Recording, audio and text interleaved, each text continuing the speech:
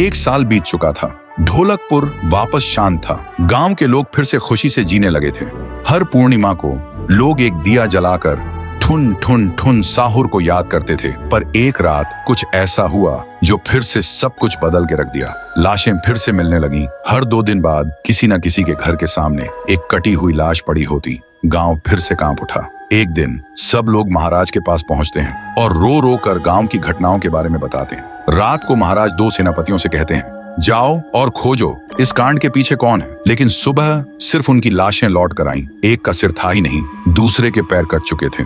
महाराज समझ गए कुछ तो लौट आया है, कुछ जो सिर्फ मौत का खेल खेल रहा है। और फिर कहते हैं, अब इस जंग का सामना मुझे ही करना होगा। उसी रात महाराज चुपके से गांव में आते हैं और एक पेड़ के पीछे खुद को छुपा लेते हैं। और ठीक रात के 2:30 बजे अचानक कहीं से धुआं छा जाता है और उस धुएं के अंदर से एक आवाज आती है,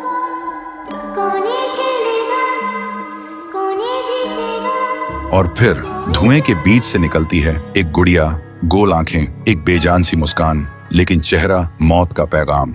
वो गुड़िया एक घर के गेट तक जाती है और बच्चों जैसा एक गाना गाने लगती है। उसके गाने की आवाज सुनकर एक आदमी बाहर आता है और अगले ही पल वो गुड़िया उसका सिर चबा जाती है। वो आदमी तड़प तड़प के वहीं जमीन पर गिर जाता है। महाराज सब कुछ देखते हैं। उनकी आंखें भर जाती हैं। उन्हें समझ आ जाता है इसके सामने जाना मतलब खुद का अंत लिखना है। अगली सुबह गांव के लोग इकट्ठा होते हैं। महाराज कहते हैं, ये पिछले भूत से भी ज्यादा डरावनी है।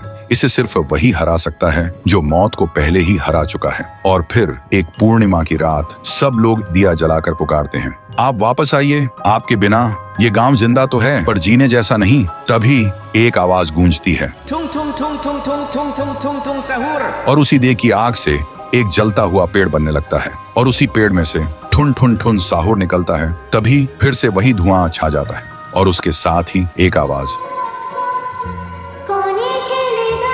सब लोग घुटनों के बल गिर जाते हैं और कांपती आवाज में बोलते हैं, हमें बचाइए, वो आ गई है। ठुन ठुन ठुन साहुर एक जोरदार जंप करता है और सीधा उस धुएं में घुस जाता है और शुरू होती है एक आखिरी जंग। ठुन ठुन ठुन साहुर और गुड़िया की। जमीन कांपने लगती है, आसमान से बिजली गिरती है और जब धुआं हटता है तो दिखाई देता है गुड़िया बिखर चुकी थी। हाथ अलग, सिर अलग, पैर अलग। और तब से गांव में फिर से एक नई सुबह हुई। महाराज मुस्कुराए, गांव वाले जीने लगे और उस दिन के बाद ठुन ठुन ठुन साहुर सिर्फ एक भूत नहीं रहा, गांव का रक्षक बन गया। लेकिन उसी रात कुछ ऐसा हुआ जो किसी को भी पता नहीं चला। गुड़िया का सिर, हाथ, पैर अपने आप जुड़ने लगे थे और फिर वो वहां से चली गई। तो दोस्तों, अगर आप देखना चाहते हैं पीहू वर्सेस गुड़िया तो इस वीडियो को 1 लाख लाइक्स तक पहुंचा दो।